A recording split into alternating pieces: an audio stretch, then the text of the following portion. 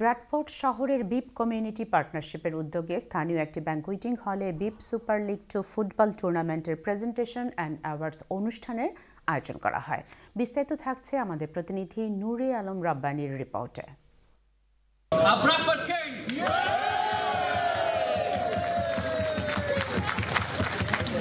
অত্যন্ত সুন্দর ও জাঁকজমকভাবে অনুষ্ঠিত হলো ব্র্যাডফোর্ড শহরের বিপ কমিউনিটি পার্টনারশিপের উদ্যোগে স্থানীয় একটি অভিজাত ব্যাংকুয়েটিং হলে বিপ সুপার লিগ 2 ফুটবল টুর্নামেন্টের presentation and awards event. Shahidur Rahman ও নাসির মিয়ার যৌথ পরিচালনায় অনুষ্ঠিত অনুষ্ঠানে কমিউনিটির বিভিন্ন শ্রেণী পেশার মানুষের উপস্থিতিতে সুপার লিগ ফুটবল টুর্নামেন্টে অংশগ্রহণকারীদের মধ্যে পুরস্কার বিতরণ করা হয়। Oldham, Hyde, Liverpool, Rochdale, Scunthorpe, Sheffield সহ ব্রিটেনের বিভিন্ন শহর থেকে বিভিন্ন টিমের খেলোয়াড়েরা তাদের টিম নিয়ে এই টুর্নামেন্টে অংশগ্রহণ করে।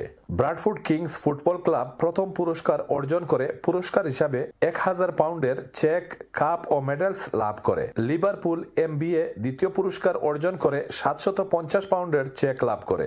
হাইড টাউন FC তৃতীয় পুরস্কার অর্জন করে 300 পাউন্ডের চেক লাভ করে। তাছাড়াও অন্যান্য ভালো খেলোয়াড়দের মধ্যেও পুরস্কার বিতরণ করা হয়।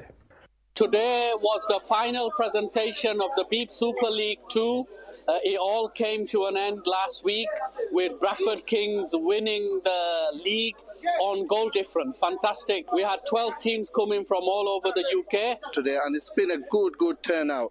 Thank you to Beep for supporting me. As you know, I am Mr. Jubodol. Jubodol has been established from 1983.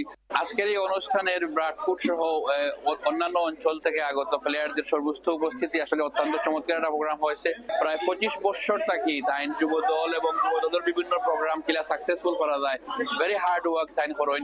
Beep community পার্টনারশিপের এই উদ্যোগকে স্বাগত জানিয়ে কমিউনিটি নেতৃবৃন্দরা বলেন, এ ধরনের আয়োজনের মাধ্যমে কমিউনিটির যুব সমাজকে ভালো কাজে উৎসাহী করে ঐক্যবদ্ধ রাখতে সহযোগিতা করবে। Nure Alam Rabbani, channel S news, Bradford.